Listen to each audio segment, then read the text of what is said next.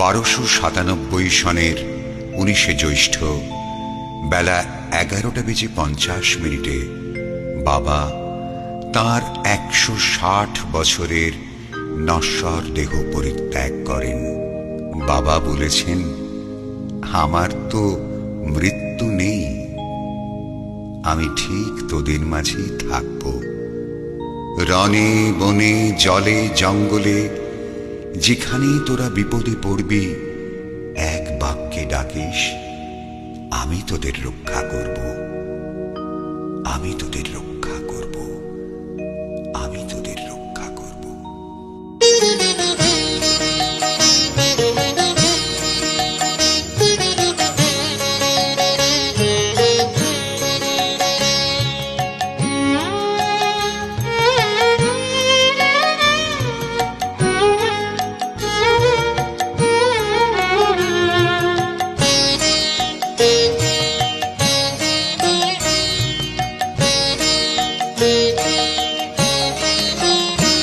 ওগো দয়াল ঠাকুর ব্রহ্ম তুমি, লোকনাথ ব্রহ্মচারী।